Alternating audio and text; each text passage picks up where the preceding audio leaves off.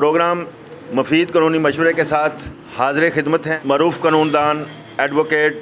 शहजाद अहमद चौहान साहब। आज हम इनसे कोर्ट मैरिज के बारे में बात करते हैं कि कोर्ट मैरिज में क्या पेचीदगियाँ सामने आती हैं। जी बिस्मिल्लाहिर्रहमानिर्रहीम। आज मैं बात करूँगा कोर्ट मैरिज के हवाले से। कोर्ट मैरिज आम एक जैसे शादी है, 1961 का कानून बना हुआ है निकाह नामे का, सेम यही हालात अदालत में भी सेम निकाह ऐसे ही होता है। वहाँ पे भी एक मौलवी है, वो सवाल पूछेगा कि आपको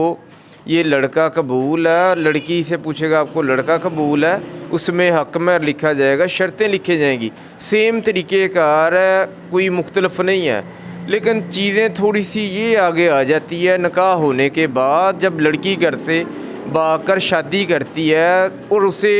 डर होता है कि मुझे या जिससे मैंने शादी की है कोई गोली ना मार दे, कोई कत्ल ना कर दे, तो वो वहाँ से फिर वकील का काम शुरू हो जाता है। निकाह के बाद फिर लड़की जो होती है अदालत में मजिस्ट्रेट जुडिशल मजिस्ट्रेट के पास बयान अपने देती है कि मुझे मेरे वालिदैन से, भाई, चाचा, ताया, इनसे मुझे ख़तरा है और मैं ये शादी कर रही हूँ। कोर्ट मैरिज हो जाती है, उसके बाद जो कबाहतें नमूदार होती हैं वो क्या होती हैं? अच्छा, जब इसमें अदालत में बयान हो जाता है मजिस्ट्रेट के पास कि मैं अपनी रज़ामंदी से शादी कर रही हूँ, मैं घर से कोई सोना चांदी जेवरात कोई चीज़ नहीं लेके आई, मैं तो खाली हाथ आई हूँ, और जब घर वालों को पता लगता है कि हमारी जो बेटी है वो घर से लापता हो गई है, क्योंकि घर से बेटी का लापता होना बड़ी ये बात है कि घर से कुछ सुई धागा तो नहीं गुम हो गया कि बंदा खामोश रहे। जब घर वालों को पता लगना, उसने फिर करीबी पुलिस स्टेशन में जाके 365B का पर्चा करवाना है, किस तरह हमारी लड़की घर से अगवा हो गई है, किसी नामालूम ने अगवा कर ली है। तो ये पर्चों का सिलसिला शुरू हो जाता है। फिर लड़की को जब पता लगता है कि मेरे ख़िलाफ़ FIR हो गई है, तो वो जिस भी ज़िले में जाती है, अपने ज़िले से हट के कहीं भी चले जाए, उसके लिए फिर ज़रूरी हो जाता है कि वो 164 के बयान मजिस्ट्रेट के रूबरू करवाए। और जो 164 के बयान है, इसमें फिर जज साहब के पास जाते हैं हम बयान देने के लिए,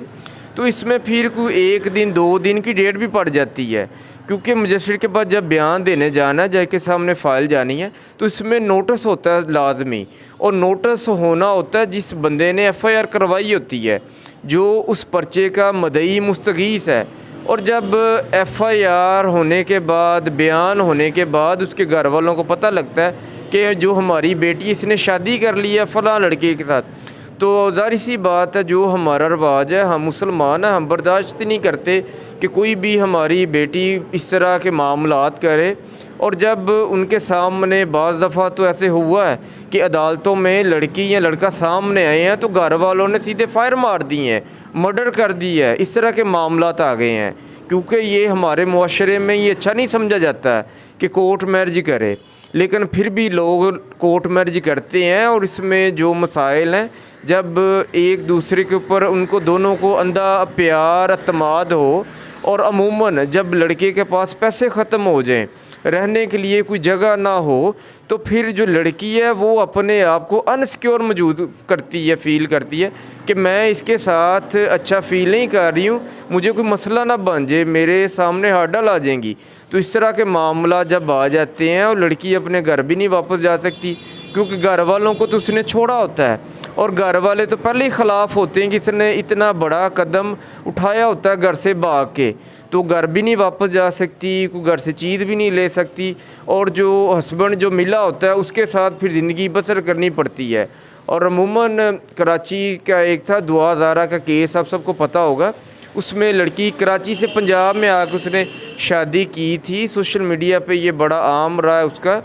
लेकिन लड़की जो है उसकी मर्ज़ी चलनी है, घर वाले जितनी मर्ज़ी अदालत में कोशिश कर लें, लेकिन जो अदालतें हैं वो लड़की को पूछते हैं कि आपने किसके साथ जाना है। तो अमूमन जो है लड़कियां जब इस तरह का बड़ा स्टेप ले लेती हैं, तो अमूमन इस तरह की शादियां थोड़ी देर चलती हैं, लेकिन बाद में नाकाम हो जाती हैं। और वो शादियां देर पर चलती हैं जिनमें लड़के घर वाले प्रॉपर साथ दें, कोई आमदन के हिसाब से खाने पीने रहाइश, तो वो फिर कामयाब हो जाती हैं। लेकिन इसमें अमूमन लड़की के जो वालिदैन हैं वो हमेशा नाराज़ रहते हैं। कोई मोड़ हो, कुछ साल 2 साल बाद आहिस्ता आहिस्ता कोई बच्चे वगैरह पैदा हों तो खुशी वगैरह होती है, तो फिर कोई अल्लाह ताला को आसानियाँ पैदा करे तो दोनों के घर जुड़ जाते हैं। अदरवाइज़ जिस लड़की ने घर से भाग के शादी की होती है वो अमूमन दुनिया वाले भी और जो मोहल्लेदार रिश्तेदार हैं वो सब उस लड़की से नफ़रत करते हैं। तो हमें चाहिए कि हम अपने घर वालों की रज़ामंदी से शादी करें और अपनी अच्छी ज़िंदगी गुजारें। अच्छा, तो जब शादी वो लड़का लड़की कर लेते हैं, आपके पास आते हैं, तो आप लोग फिर उनके घर वालों को इत्तला तो नहीं देते? जब हमारे पास मोस्टली क्लाइंट आते हैं, क्योंकि ये सीक्रेट होता है, तो हम अदालत में फिर मौलवी साहब को बुलाते हैं, प्रॉपर उनका निकाह होता है, उनके साइन अंगूठे होते हैं, वहाँ पे गवाह होते हैं, हक महर लिखा जाता है, उनकी शर्तें लिखी जाती हैं। ये मुझे प्लाट देगा, 2 लाख रुपया देगा अगर ये मुझे छोड़ेगा, हर चीज़ प्रॉपर उसमें लिखी जाती है, जिस तरह आम मौलवी साहब घरों में निकाह करते हैं। लेकिन बात वहाँ पे आ जाती है, उसके बाद जब लड़की घर से भाग के शादी करती है, उसे अपनी जान का ख़तरा होता है कि मुझे कोई मार ना दे, तो वहाँ पे फिर मजिस्ट्रेट के सामने बयान होते हैं और उसकी ज़िंदगी जो है वो फिर अदालत के रहम व करम पे हो जाती है। और अदालत फिर लड़की को रिलीफ़ देते हैं कि ये अपनी मर्ज़ी से इसने शादी की है, भाग के जो है इसने की तो है लेकिन अपनी विल से शादी की है, घर से कोई चीज़ चोरी करके नहीं लेके आई, तो अदालत फिर जो लड़की के बयान होते हैं वो रिकॉर्ड कर लेती है। जैसा कि आपने सुना कि शहजाद अहमद चौहान एडवोकेट साहब ने